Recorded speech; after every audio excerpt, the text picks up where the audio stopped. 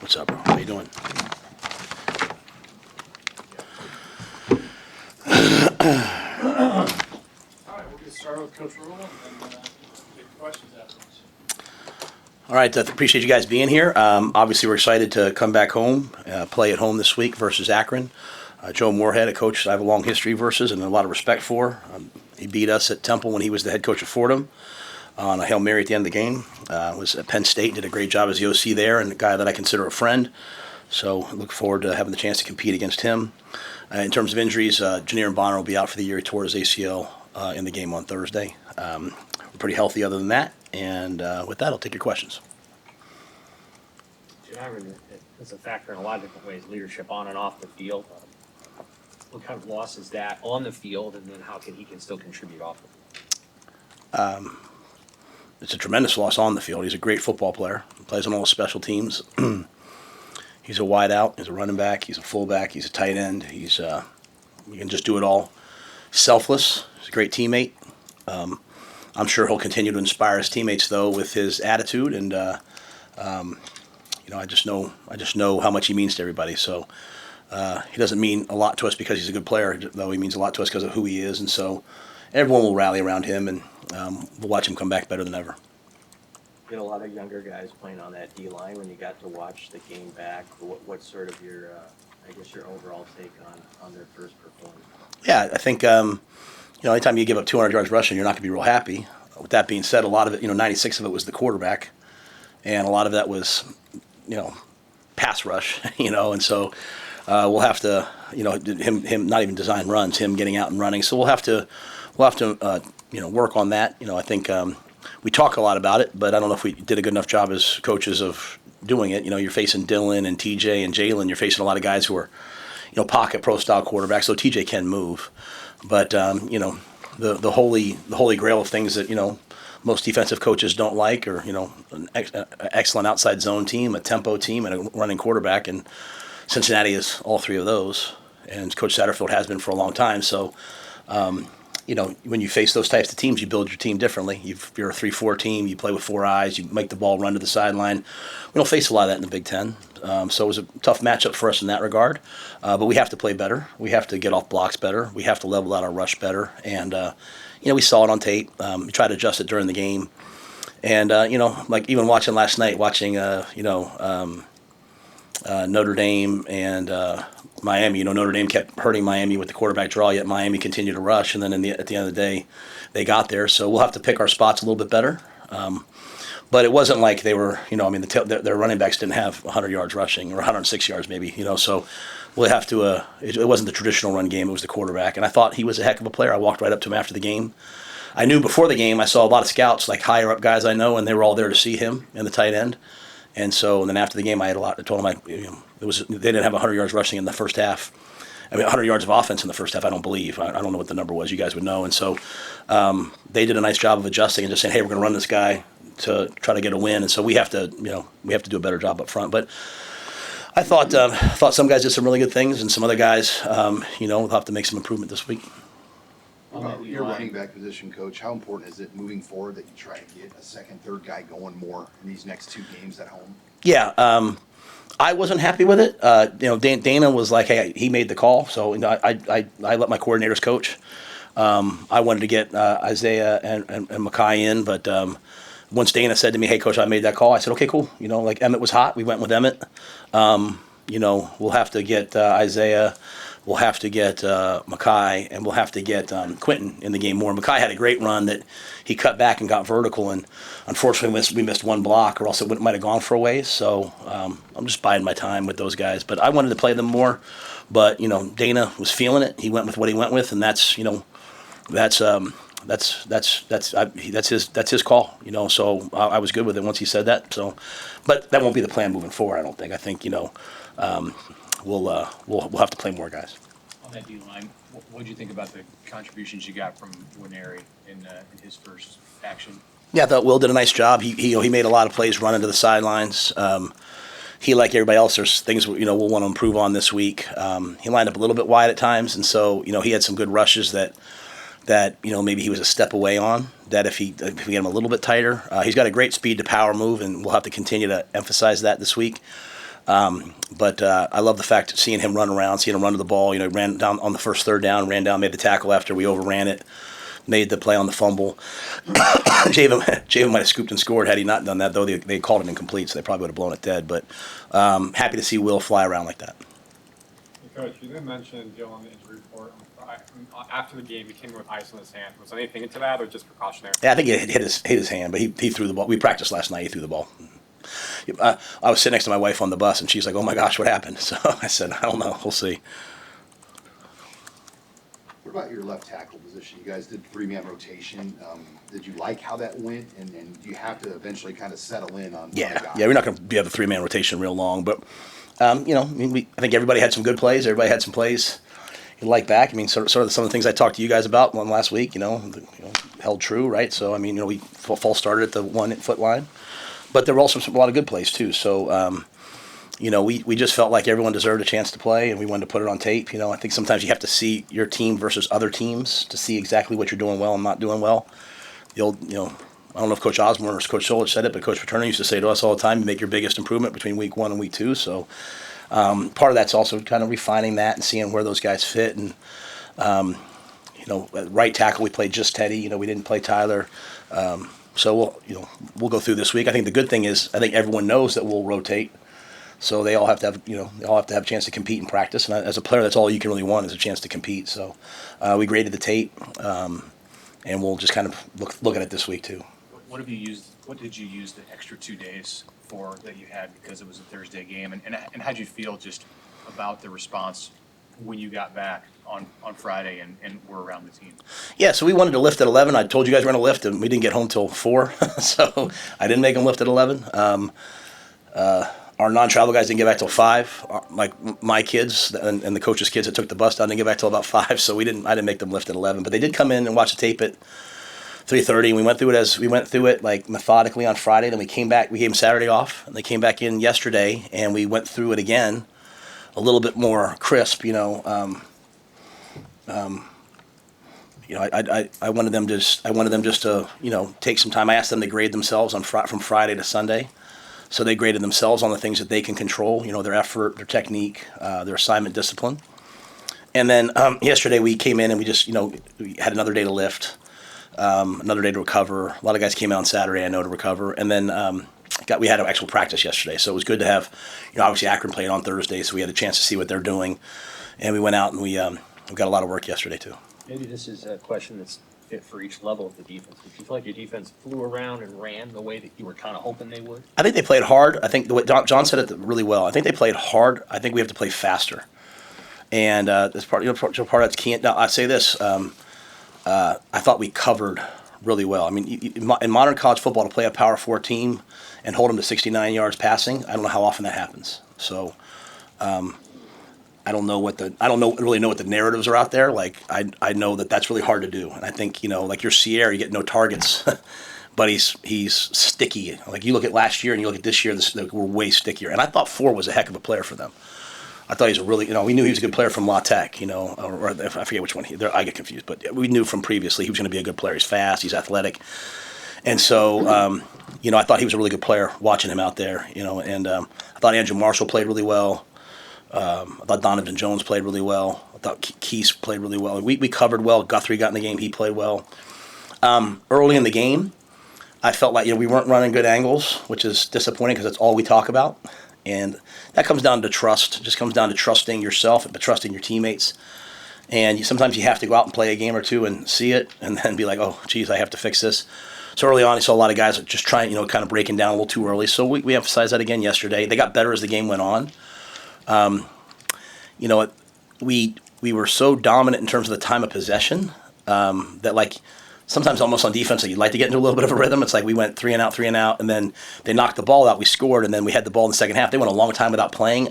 I would have liked to have seen us play a little faster, but I think the biggest thing is just playing fast. Sometimes tempo has a chance. Sometimes has a chance to do that to you.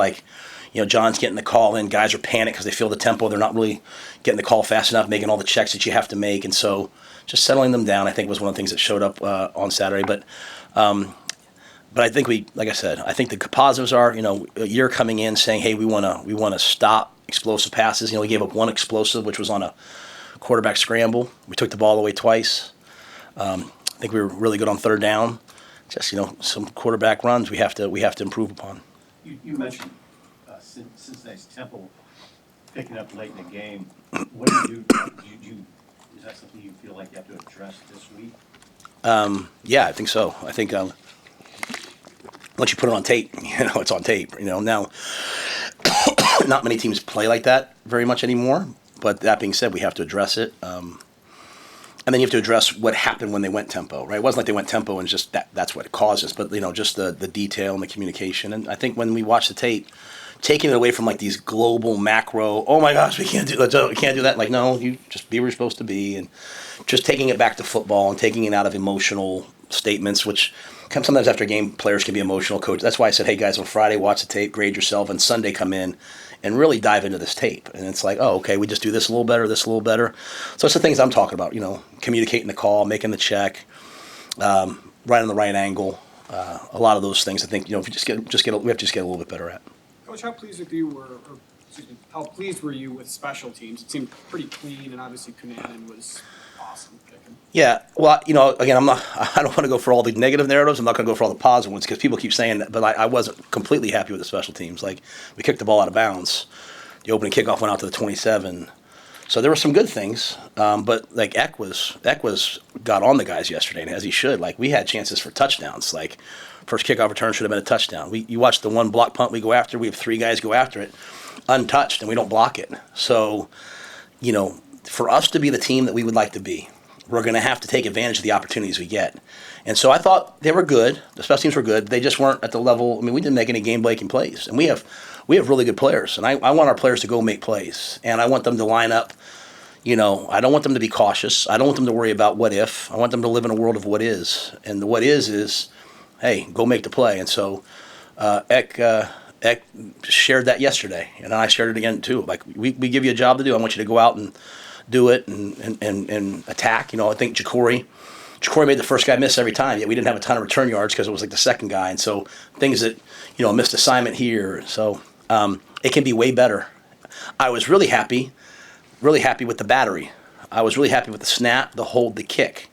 I was really happy to see, Kyle get out there and knock that ball through. I was really happy to see Arch get out there. They had no yards returning. You look, Marquise Buford, you look, the one down the field punt, his first punt, Marquise gets doubled. He runs through two guys. This guy played all the snaps at safety pretty much except for a few, and he's running on punt team. So I think there's a lot of good things, but I want our players to know that we expect to make big plays on special teams, and that's what Coach Eckler expects. So I expect it, and we had a chance to, and I wish we would have made a couple more of them. Hey, Saturday is your home opener, even though Thursday probably felt a little bit like a home game. What's the anticipation being inside your stadium with all your fans here? I can't wait. I think that I don't know if there's anything better that I've been a part of in my life than a night game at Memorial Stadium. It's unbelievable.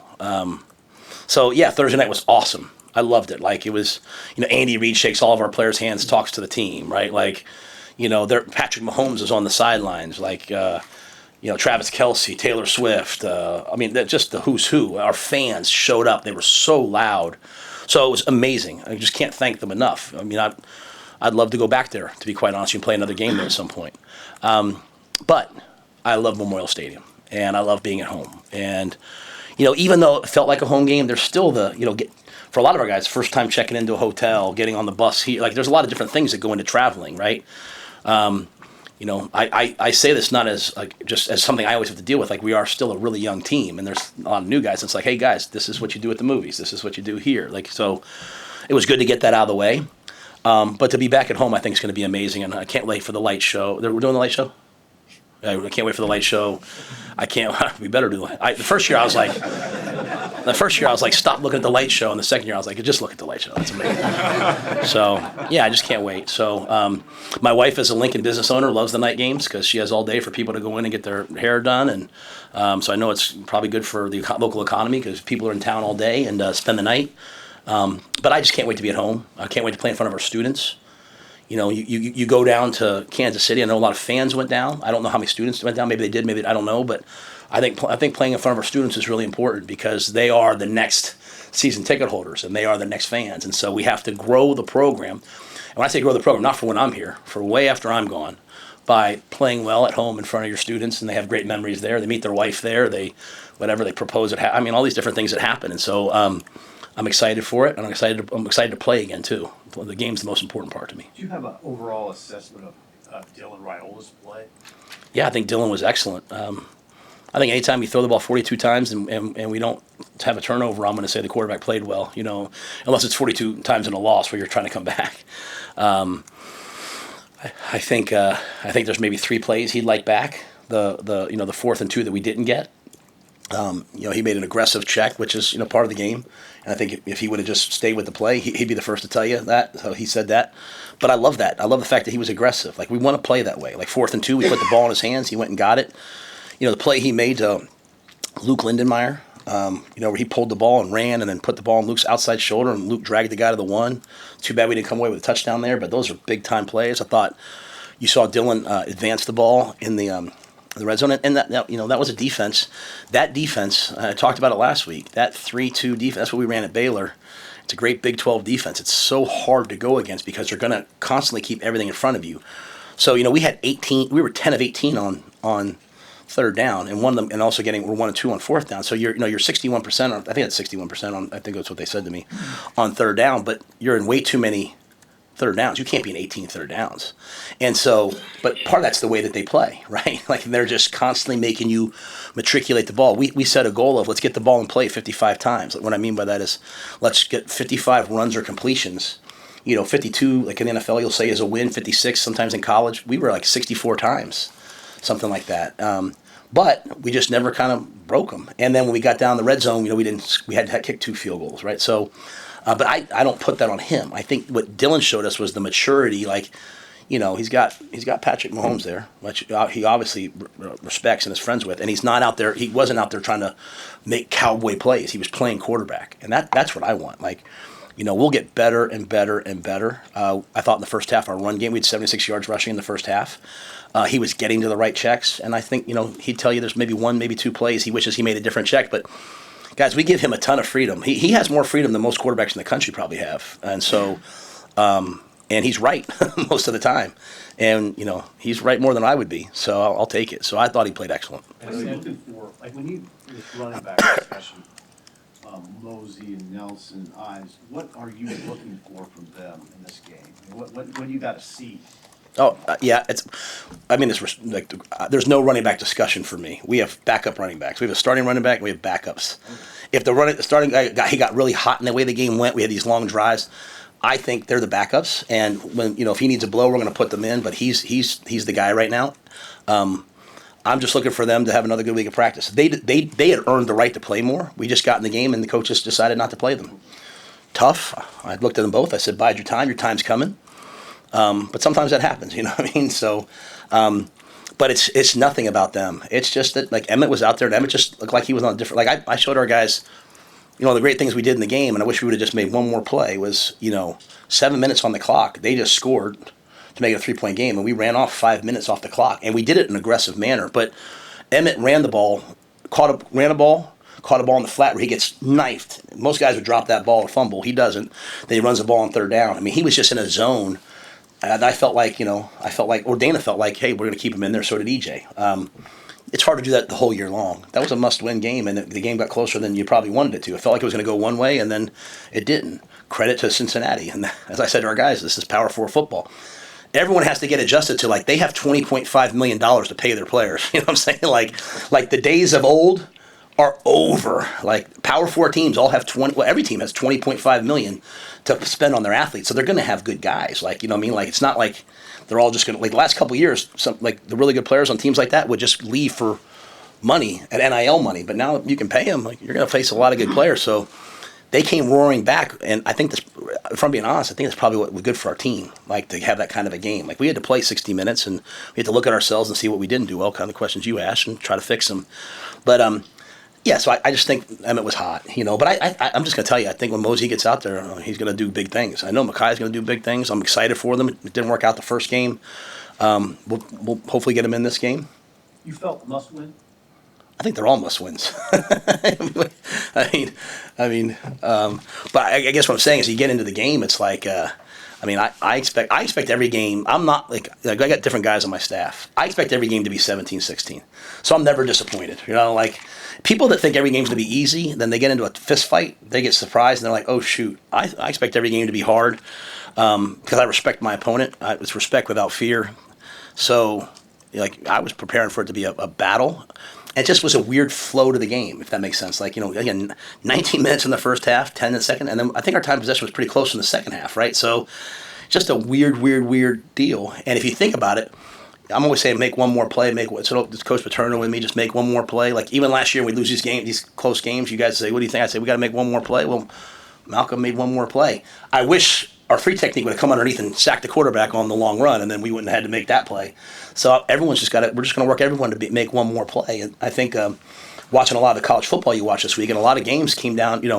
There's a lot of games that are 50-0, but when you watch Power 4 on Power 4, most of them came down to, a play here and a play there, right? So happy to see Malcolm make it, but that was long-winded to say. Like, we had to get Emmett.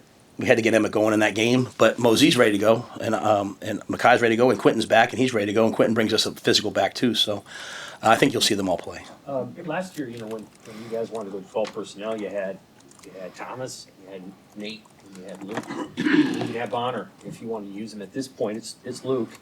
One guy's in the NFL, one guy's in the SEC, and Janiran's hurt. So how do you feel about Heinrich and Caden Ectornott and Eric Ingerson and some of those other guys that may have to now come in and be the blockers now that Mac's hurt too? Now that Markway, we played the last game in 12 with Luke and Heinrich. I think Heinrich is going to get better and better and better. I think he has a unique skill set. I think it was good for him to play that game, right? So he could get a feel for what it's like, and I think we'll take advantage of his traits. I think now's the time for Carter to really step up. Like, with Wood being down, because he can do a lot of things that Wood did. With those guys being down, it's his time. Carter obviously had double hip labrum surgery in the spring, so we brought him along. We had to bring him along slowly during camp, but Carter's as talented a guy as there is in the country, and so it's his chance. And then I feel really good about Eric Ingerson. I feel really good about Caden Ectornott. Caden played on special teams for us. And I'm going to tell you, if Danny King goes in the game, I trust Danny. I think Danny King's going to play here. I think he's a walk-on football player that I think will end up playing here at some point, kind of like Luke did. I think it's a matter of not who we don't have, but like who do we do have? We have Carter sitting right here. It's his time. It kind of timed out perfectly. Not Janiran getting hurt. I'm not saying that. I'm saying just, hey, he's getting healthy now. Okay, we're going to need you to go out there and play, and then he can also do some of what Wood did. Hey, Matt, kind of playing off of what you were saying about getting into fist fights with teams, that not everything's going to be close. There's been a lot of discussion about strength of schedule in the last couple of weeks with the committee, and then the SEC goes to 9 conference games. You guys are playing one of each with an FCS, a Group of 5, and a Power 4. Do you think that the Big 12, or excuse me, the Big 10 should make a rule saying you can't play an FCS team, kind of like they tried to do a few years ago and then backed off on that? No. I think FCS schools depend on playing FBS teams. I think I was in the FCS.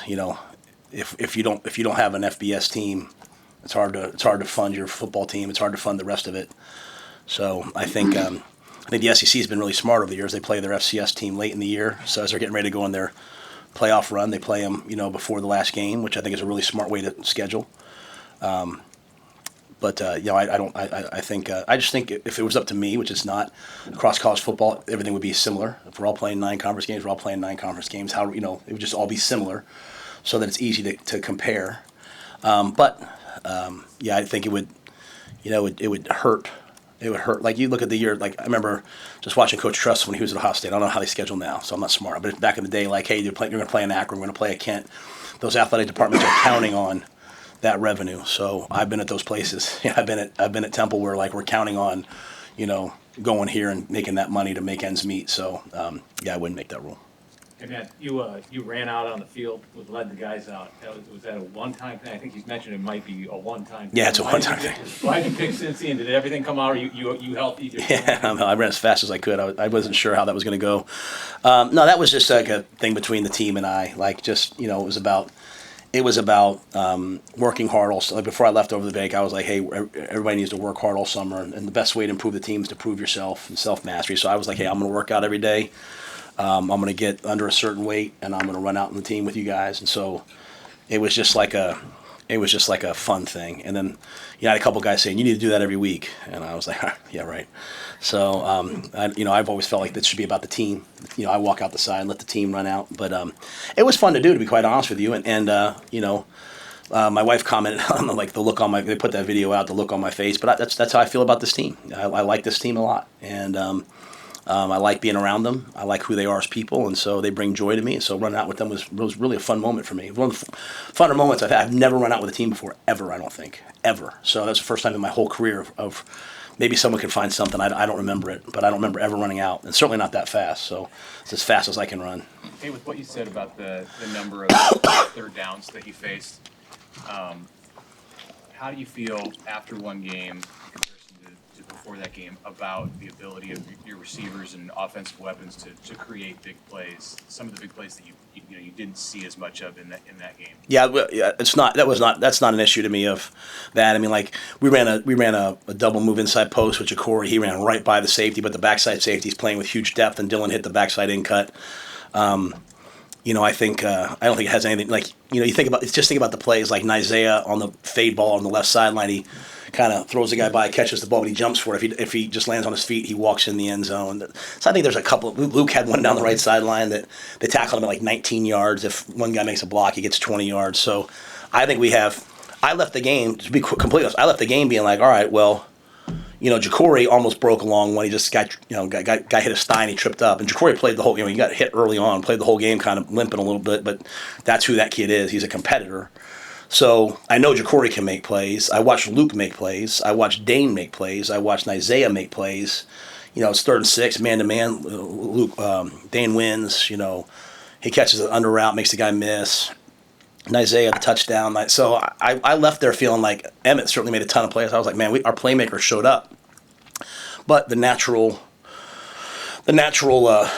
defense there is kind of take that away. So, yeah, would we have loved to have more? Absolutely. Are we saying it's okay to have one explosive play? Not at all. But I don't think it's a player issue. I think it's just us. We're going to go back this week and just try to get a little bit better and keep putting the ball in play, and then hope that we make some guys miss. Have some more catch and runs, and then hope that some other defenses give us a little bit more opportunities to get the ball down the field.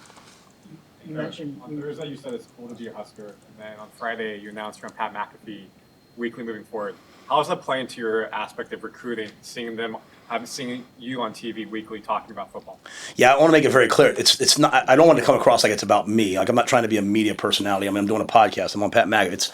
It's just that like I just feel like nationally in recruiting we need Nebraska. We need all out front and center, right? And so.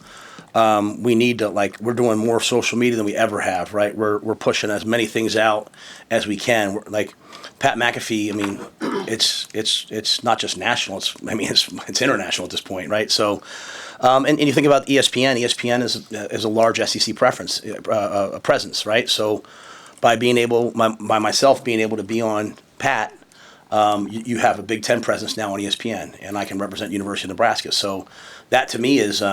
It's an unbelievable opportunity. Like I didn't, when Pat asked me to do that, I was floored and excited. I like Pat a lot too, but I think it's just really important for us in recruiting to be out there as much as possible because I think that's what young people want. They want to go to a program that's out there and that's trending and that's forward. And so like Friday we went down. A bunch of players and I went down to Bud Crawford's send off. Right, like yeah, and. Yeah, it's pretty cool that you can come to the University of Nebraska and see the pound for pound king is right down the road. He comes to games. I mean, I want all that. I want people to come to our games and stand on the sidelines. I think I think there should be 1,000 people on the sidelines. There should be every former player should be on the sidelines, and as many people as we can. I think people should turn the games on and be like, I want to go check that place out. So So I'm trying to constantly push all of that as best I can. While at the same time, making sure you're not too busy, but we have plenty of time. Someone else has something? Thank you. Thanks, guys.